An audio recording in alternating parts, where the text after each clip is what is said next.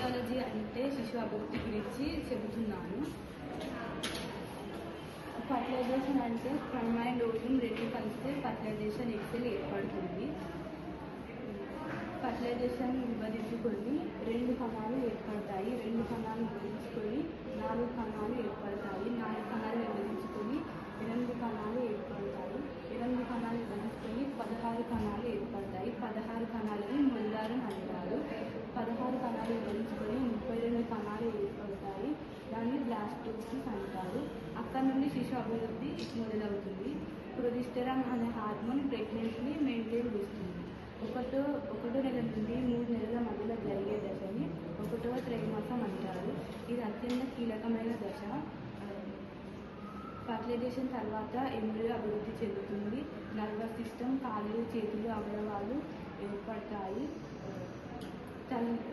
తల్లిలో మార్పులు, మలబద్ధకము, అలసట వంటివి తల్లిలో మార్పులు కనిపిస్తాయి. 3 నెలల నుండి 6 నెలల మధ్యలో జరిగే దశని 2వ త్రైమాసం అంటారు. శిశువు అభివృద్ధి కొనసాగుతుంది. తల్లి శరీరం సంపూర్ణంగా పెరుగుతుంది. శిశువు కదలికలు కనిపిస్తాయి. నిదానంగా శరీర అవయవాలు పూర్తవుతాయి. 6 నెలల నుండి 9 నెలల మధ్యలో జరిగే దశని 3వ త్రైమాసం అంటారు. ఇందులో శిశువు అభివృద్ధి పూర్తిగా అయిపోతుంది. తల్లి శరీరంలో ఊపిరి తీసుకోవడం, బరువు పెరగడం, అలసట, ఒత్తిడి వంటి మార్పులు కనిపిస్తాయి. డెలివరీ శిశువు ప్రసరణకి సిద్ధమవుతుంది. ఇమ్యునైజేషన్ షెడ్యూల్ గురించి ఎక్స్ప్లెయిన్ చేయబోతున్నాను. ఫస్ట్ ప్రెగ్నెంట్ ఉమెన్కి టోటల్గా 2 డోసెస్ ఇస్తాం మనము, TD1 అండ్ TD2. TD1 అంటే టెటానస్ డిప్తీరియా. ఇది ఫస్ట్ 3 months ఆఫ్ ప్రెగ్నెన్సీలో మనం ఇస్తాము. TD2 4 weeks అంటే 1 month తర్వాత. TD1 తీసుకున్న 1 month తర్వాత TD2 ఇస్తాము. ఇవి రెండు కూడా లెఫ్ట్ ఆర్ రైట్ ఆర్మ్కి ఇస్తాము. ఇది ప్రెగ్నెంట్ ఉమెన్కి. నెక్స్ట్ వచ్చేసి ఇన్ఫాంట్స్కి టోటల్గా 13 ఇస్తాము. ఫస్ట్ మోస్ట్ ఇంపార్టెంట్ వచ్చేసి వైటమిన్ K. ఇది పుట్టగానే ఇవ్వాలి. ఇది బ్లడ్ కోఆగులేషన్ని నియంత్రిస్తుంది. నెక్స్ట్ వచ్చేసి BCG అంటే బ్యాసిల్లస్ క్యామెలిడ్ గోరే. ఇది ఎట్ బర్త్ అంటే పుట్టిన 24 గంటల లోపు BCG ఇవ్వాలి. ఇది లెఫ్ట్ అప్పర్ ఆర్మ్కి ఇస్తాము. నెక్స్ట్ వచ్చేసి హెపటైటిస్ B బర్త్ డోస్. ఇది కూడా విదిన్ 24 hours లో 0.5 ml anterior lateral side of the mid thigh అంటే తొడ మధ్య భాగానికి ఇవ్వాలి. నెక్స్ట్ వచ్చేసి OPV 0 అంటే ఓరల్ పోలియో వ్యాక్సిన్ 0. ఇది 2 drops ఓరల్గా ఇవ్వాలి. నెక్స్ట్ వచ్చేసి OPV 1, 2 and 3.